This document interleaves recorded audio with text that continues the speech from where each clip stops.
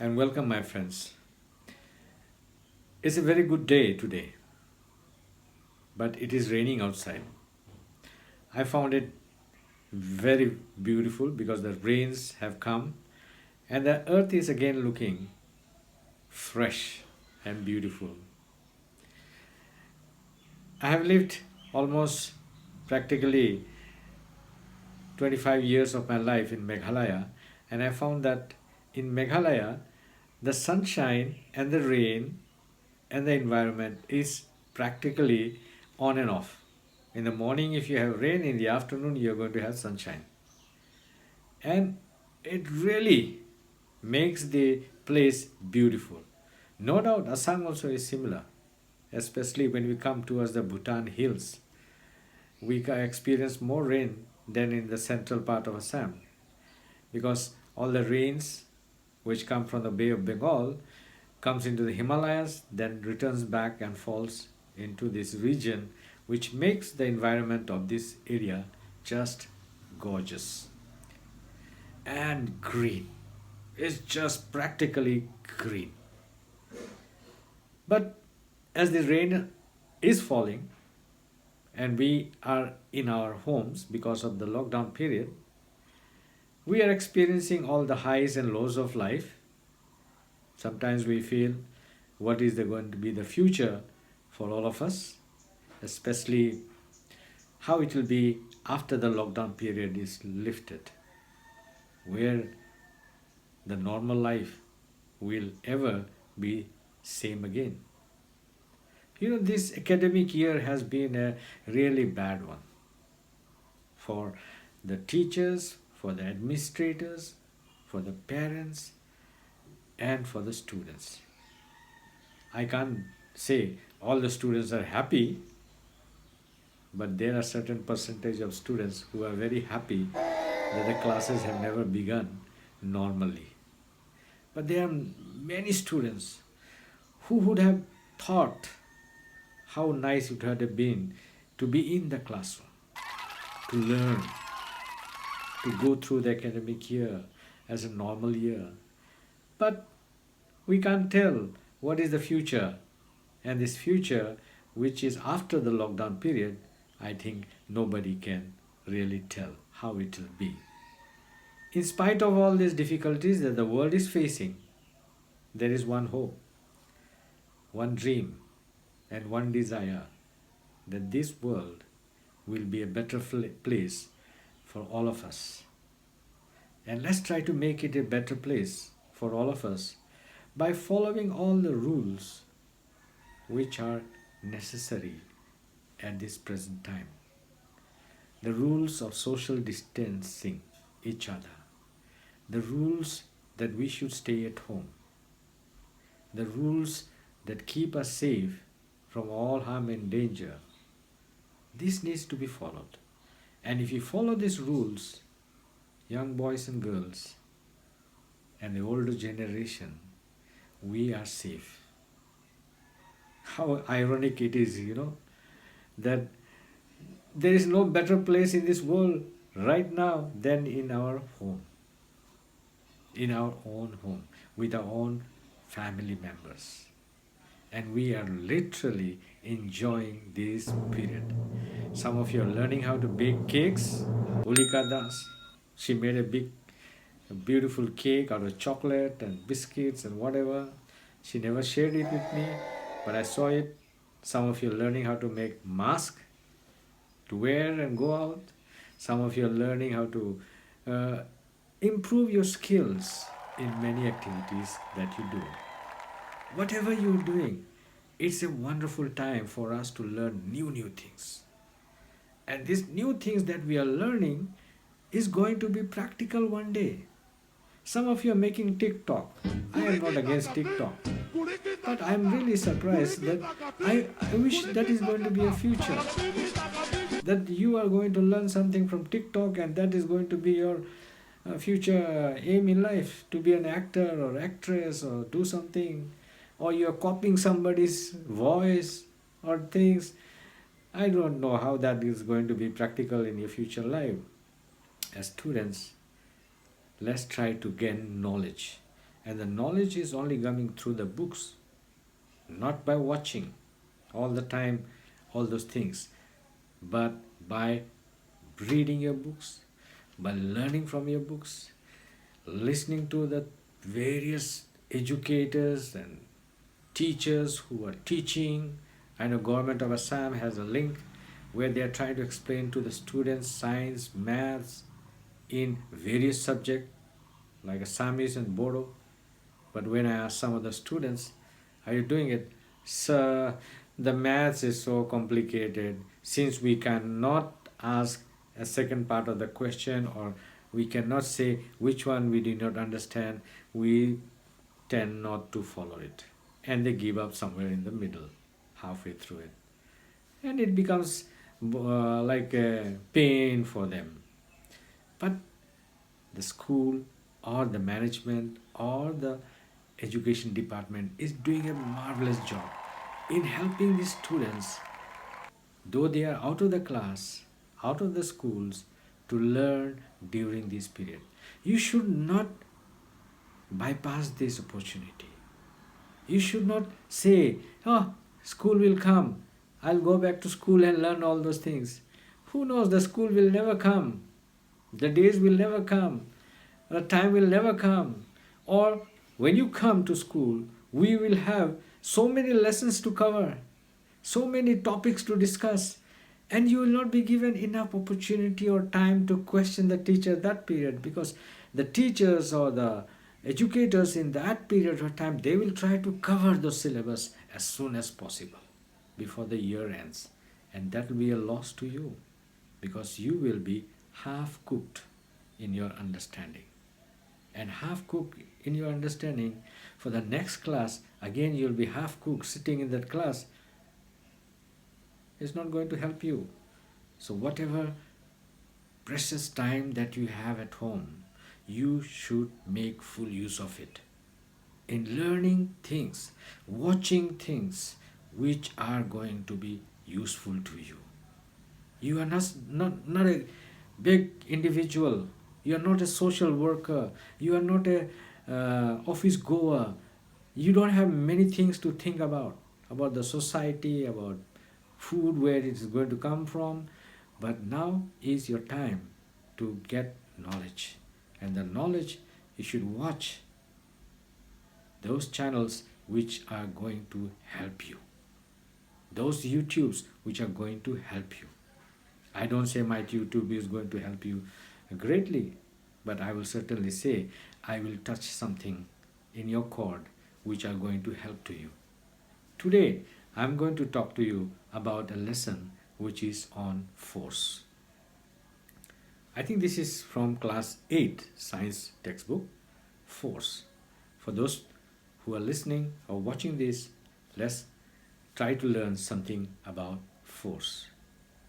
Now, the word F-O-R-C-E, force. Now, it's an adjective. We can't see it, we cannot feel it, but this word is something like abstract. What is force? Now, force is something that causes things to change its shape, size, and place. Anything which causes the things to change shape, size, and place is force. Now, you have learned in smaller classes what force is or how does it affect you. Now, force, I think you know, force can move a stationary object to a distance according to the amount of force that you have put in. Suppose if a force is applied on something, it can move the thing to a certain distance according to the amount of force that you have pushed. It can go from 1 feet to 2 feet, or it can go to even to a kilometer also, according to the force you have put. Or it can go from slow to fast, anything that has been applied force. A force can maybe make a moving object stop. Something coming with great speed and something is coming in between there, the force can make it stop. Like in football, the goalkeeper, somebody kicks the ball, and this person, the goalkeeper, catches the ball. That goalkeeper is acting as a force to stop the moving object. So the goalkeeper's hand, or the wicket keeper, or if you play cricket, the fielders, they are going to be the person to stop the moving object to stop. A force can change the direction of the moving object. Suppose a ball is coming this way, and you hit the ball with your bat. See, the ball comes, hits the ball or bat, and then it changes direction. So the ball goes from one direction, and after being hit, it goes to the different direction. So this is what the force is doing. Then a force can change the shape of a body. Now look at my hand. It's coming and punching the face, and when it punches the face, my face goes inside. And if you watch it in the slow motion, some of the movies or dramas or actions, like I'm a great fan of UFC. This is Ultimate Fighting Championship, and they show it in the slow motion.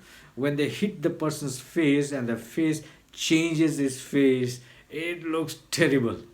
So a force can change the shape of a body. Now there are two types of force. One is contact force and one is non-contact force. Now, contact force. A force acting between two bodies. A force acting between two bodies which requires a physical contact between them is called a contact force. Example, muscular force. When we lift something, we require something, the muscles to lift it up. That is called muscular force. Or you can also call it frictional force. It is important that contact force uses muscular or frictional force, then only we get contact force. And the next one is a force acting between two bodies that does not require any physical contact between them is called non-contact force, like gravitational force, the force that is drawing the various planets solar system around the sun, because sun is acting as the gravitational force, everything is rotating around the sun. So that is our gravitational force, or electrostatics, or magnetic. These are non-contact force. Now what is muscular force? The action of the muscles, like the weightlifter lifting the weights and winning the medals, or a person lifting the bucket of water and carrying it inside his home, or filling the buckets. They are using muscular force. Now gravitational force. Next one is gravitational force. Attraction that pulls the objects towards the surface of the earth. When you throw a ball up into the sky, it again falls down. Now what is being happening here is that all these things are coming down to this earth because of the gravitational force. As I was telling you, that our earth is all rotating around the sun, and the sun is having its gravitational force.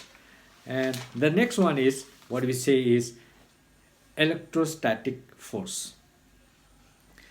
This is a force which acts between charged particles. This is unlike gravitational force. It doesn't cause any attraction. Electrostatic force may cause attraction or repulsion between charged particles. In nature, the nature of the force is that it keeps on changing. Like charges repel, unlike charges attract. Like charge negative, positive, they attract. But if you go positive to positive, it will uh, repel. Like we have the North Pole and South Pole. The North Pole and South Pole. These are two different electro charge or a magnet charged uh, electrostatic force which is acting on this planet Earth, where the North Pole and South Pole, they attract. Where if it is a North Pole to North Pole, it north to north, it repels it. Now the next one is magnetic force. The force that is exerted between two magnets. The force that is exerted between two magnets, or between a magnet and a magnet material like iron. These are called magnetic force. Now remember, magnet has two types of poles in it, north and south. That is, the North Pole repels to North Pole and South Pole repels to South Pole. It will be always attracting to each other opposite, north to south and south to north. Now, magnetic force between two magnets does not require any contact. There is no contact required between them. If you bring two magnets having different ends, north and south, it will come. If you bring it closer to each other, you will find that it will start attracting and it will come and touch each other. It does not require, and it is just the opposite for non-contact force. It is as a non-contact force is acting between them, and it comes under the non-contact force. So basically, in our force, we have these two things that these are the various things in your textbook. You should like start to learn about the various kinds of forces that are mentioned there, and they are magnetic force, electrostatic force, then non-contact force, contact force, and you should know the definitions of some of these forces which are present in our world. So that's all, my friend. That's all that is I should speak on force, because in the next we have is what we call force and pressure. Force and pressure that we are going to learn in the next lesson. And also we have to learn about friction. That is another session that I'm going to take on friction for class 8 students. Until then, I wish you again, thank you very much for watching the channel and giving me your suggestion and comments. I know it's being in the house is a pain, but it's our house. The more we love our house, the more we are a family. And this relation between you and me during this period is going to be a long period, I know.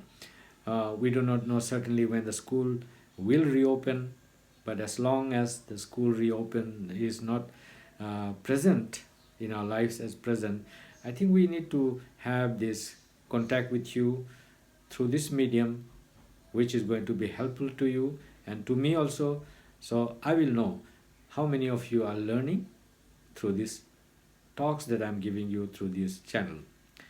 Please ask others who are also part of this group to take the initiative to learn and to understand the chapters that I'm going through, so that when they come back to class, they will find it easier to understand, and they will have a better way to comprehend what they have understood now and during the class time.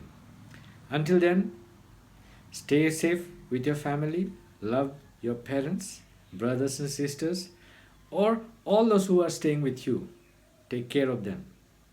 And I know tomorrow, when the world reopens, all of us will meet again, and we will surely have a wonderful time.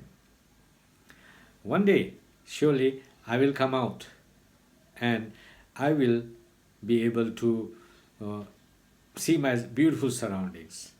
I want to go out. I want to really want to go out and show you where I live in and how I am experiencing and what we are doing and what are the people doing out here during this break of the lockdown.